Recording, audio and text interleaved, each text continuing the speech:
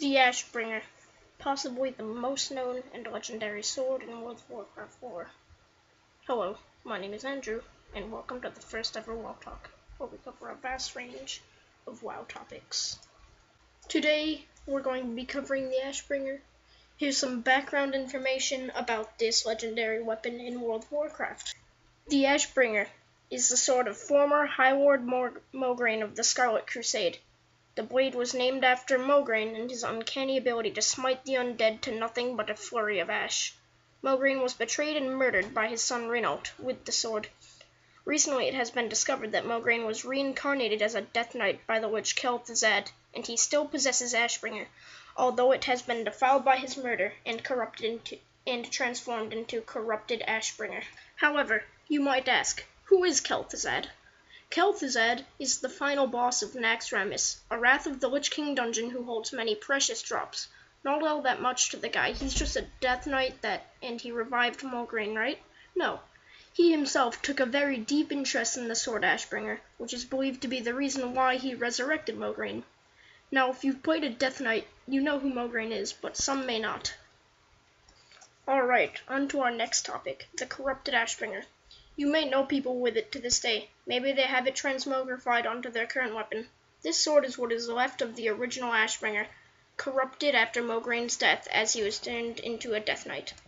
Although it has higher stats than the original Ashbringer in-game, it is believed not to be as powerful within the lore, being tainted and all that. Next, into the urban legends, so to speak, of the legendary sword.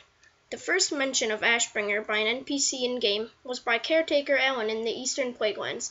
Caretaker Alan was a little unique and said a host of random things to players who took a moment to chat with him, including the what bringer? Oh, Ashbringer? Never heard of it. What? Stop bothering me.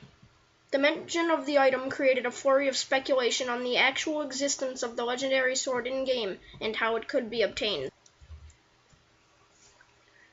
However, after that was pretty much it. Then, in patch 1.30, players were introduced to a new dungeon called Diremall. This dungeon introduced the Shendralar, a neutral faction of Highborn who had made their home in the ruins of Diremall. The Shendralar were led by Prince Torthildrin, but more importantly, in the library in which the Shendralar had made their home included zealots who had some interesting news for players. Has the prince recanted the tale of the Ashbringer? It is our most favorite of his stories. His favorite is the follow-up to the Ashbringer. Of course, nobody's ever been able to get that story out of him. The Master holds great interest in the lair of Nefarian. If only someone would defeat the dragon and his minions and retell the tale to the prince, I bet that would loosen the prince's lips. The Ashbringer could be found. Then, suddenly, interest in the sword resurged.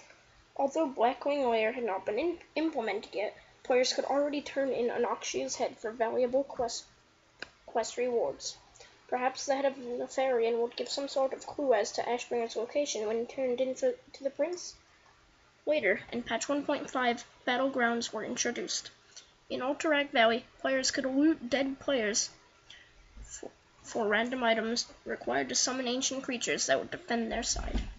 Other items would sometimes drop as well, including Nat Pagel's Guide to Extreme Angling, a book written by the fishing trainer Nat Pagel and Duskwall Marsh.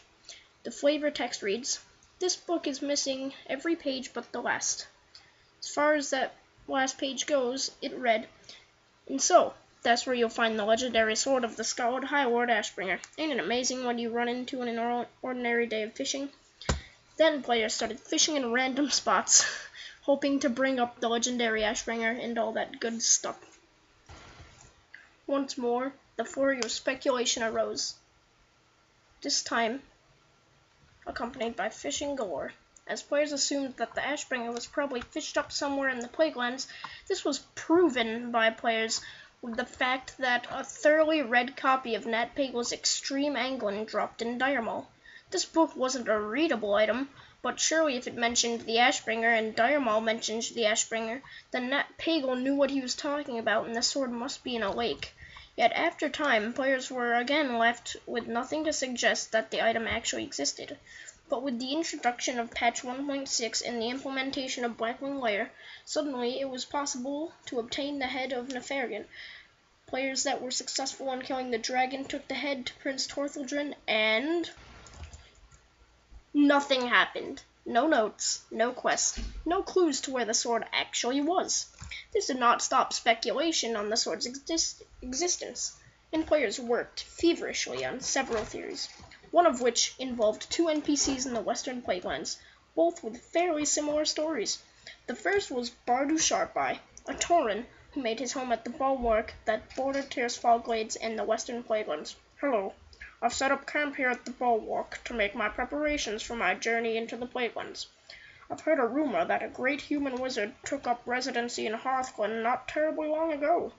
He was commissioned by the Scarlet Crusade to fashion their warriors hunters with bows and guns. It's said that he completed a remarkable weapon before the Crusade killed him. I guess the mistrust of the arcane has grown. The other NPC was a dwarf named Alexia Ironknife, found at Chillwind Camp in the southern region of Western Plaguelands.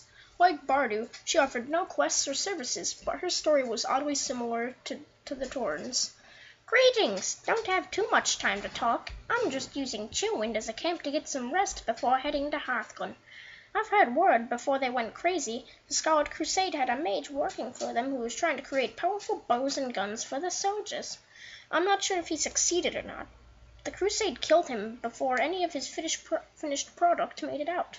Maybe they killed him to keep it a secret, or maybe they distrust the arcane that much. Players attempted to put two and two together and came up with what they thought was four. Ashbringer existed.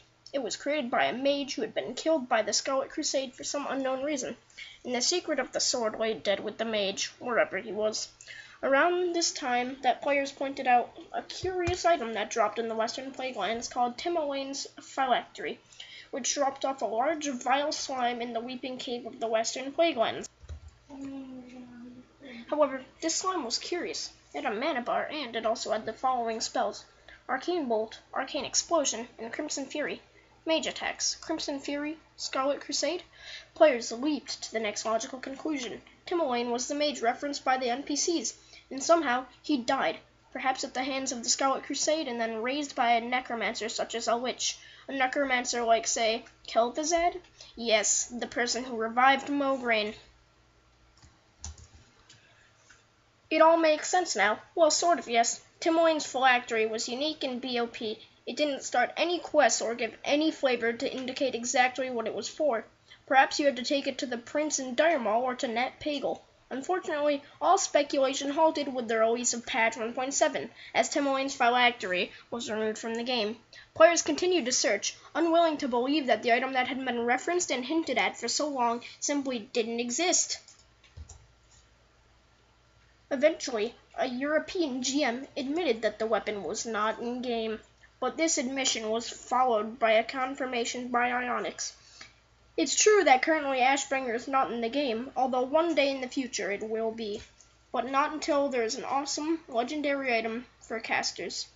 It wasn't long, however, before players once again let their minds linger over thoughts of the legendary blade. Thanks for watching, drop a like and subscribe, and the second will be out soon. Have a good one.